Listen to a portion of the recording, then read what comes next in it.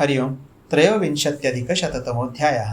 श्री कृष्ण से पराजित हुए ज्वर का उनकी शरण में जाना, उनसे वर पाना और उनकी आज्ञा शिरोधार्य कर रणभूमि से हट जाना। वैशंपायन जी कहते हैं, जन्मेजय, उस ज्वर को मरा हुआ जानकर शत्रुसूदन श्री कृष्ण ने अपनी बलिष्ठ भुजाओं से उठाकर उसे पृथ्वी पर फेंक दिया। श्री कृष्ण की भुजाओं से छूटते ही वह उनके शरीर के भीतर घुस गया। वह अमित तेजस्वी श्री कृष्ण के श्री विग्रह को छोड़कर न जा सका। उस अप्रतिम बलशाली ज्वर से आविष्ट होकर श्री कृष्ण बारंबार लड़खड़ाते हुए से पृथ्वी पर बैठ गए और जोर जोर से लौटने लगे। वे बारंबार जम्भाई लेते, लंबी सांस खींचते और उछलते कूदते थे। उनके संपूर्ण अंगों में रोमांच आ गया और वे निद्रा से अभिभूत होने लगे। तदनंतर किसी तरह स्थिरता धारण करके शत्रु नगरी पर विजय पाने वाले महायोगी श्री कृष्ण बारंबार जम्भाई लेते हुए विकार को प्राप्त होने लगे। अपने आप को ज्वर से आक्रांत हुआ जान पुरुषोत्तम श्रीहरि ने दूसरे ज्वर की सृष्टि की, जो पूर्व ज्वर का विनाश करने वाला था। तेजस्वी श्री कृष्ण ने जिस भयानक पराक्रमी ज्वर की सृष्टि की थी, वह घोर वैष्णव ज्वर अत्यंत उग्र तथा समस्त प्राणियों के लिए भयंकर था। श्री कृष्ण द्वारा रचे गए उस ज्वर ने पूर्वोक्त त्रिशिरा ज्वर को बलपूर्वक पकड़कर बड़े हर्ष के साथ उसे श्री कृष्ण को समर्पित कर दिया। तब श्रीहरि ने पुनः उस ज्वर को पकड़ लिया। तब अत्यंत क्रोध में भरे हुए महाबली पराक्रमी भगवान वासुदेव ने अपने ज्वर के द्वारा ही त्रिशिरा ज्वर को अपने शरीर से निकलवा दिया।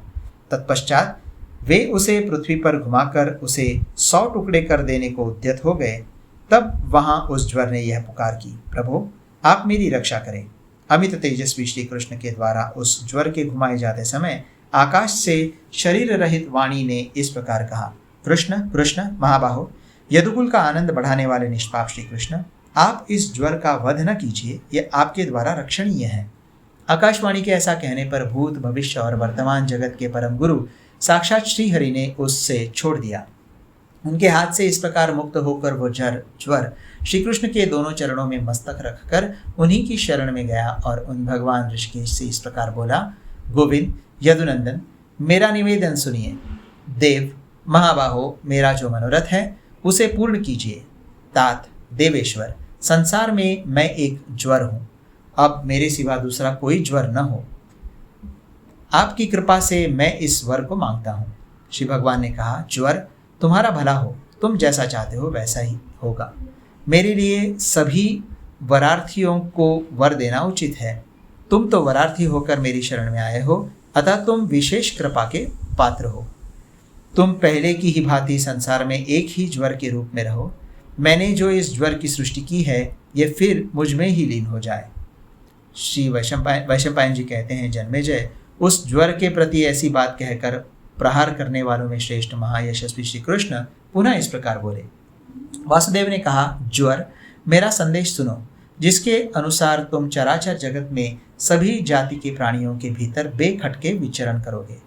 यदि तुम मेरा प्रिय करना चाहते हो तो अपने आप को 3 भागों में विभक्त करके एक भाग से चौपायों का आश्रय लो, द्वितीय भाग से वृक्ष, पर्वत आदि स्थावर वस्तुओं का सेवन करो, तथा तुम्हारा जो तीसरा भाग है वह मनुष्यों में रहने योग्य होगा। ज्वर, इस प्रकार तुम अपने स्वरूप को 3 भागों में बांटकर उपर्युक्त स्थानों में रहो, तथा तुम्हारे तीसरे भाग का जो 1/4 ही अंश है वह पक्षियों में अटल भाव से स्थित होगा। यह तीसरी श्रेणी का जो ज्वर है वो 1 दिन का अंतर देकर आने पर एकांतर या आंतरिया कहलाएगा। 2 दिनों का अंतर देने पर तिजरा और 3 दिन का अंतर देकर आने पर वह चातुर्थिक चौथिया ज्वर कहलाएगा। इन भेद उपभेदों के साथ अपने स्वरूप का विभाजन करके तुम मनुष्यों में निवास करो। साथ ही जो शेष जातियां हैं उनमें भी तुम वास करो। किस तरह, यह मुझसे सुनो। वृक्षों में तुम कीटक रूप से निवास करो। इसके सिवा वहां तुम संकोच पत्रक और पांडु पत्रक नाम से विख्यात होंगे। वृक्षों के जो पत्ते सिकुड़ने लगते हैं, यह उनमें संकोच पत्रक नामक ज्वर है, और जो उनके पत्ते पीले पड़ने लगते हैं, ये उनमें पांडु पत्रक नामक ज्वर है। तथा वृक्षों के फलों में आतुर्य नाम से तुम्हारी ख्याति होगी। फलों के एक देश में जाली पड़ जाने से जो वे फल सिकुड़ने या सूखने लगते हैं, यह उनमें आतुर्य नामक ज्वर का लक्षण है। जलों में नीलिका को ज्वर समझना चाहिए। मोरों के सिर पर जो शिखा फूट निकलती है, उसी के रूप में उनके भीतर तुम्हारा वास होगा।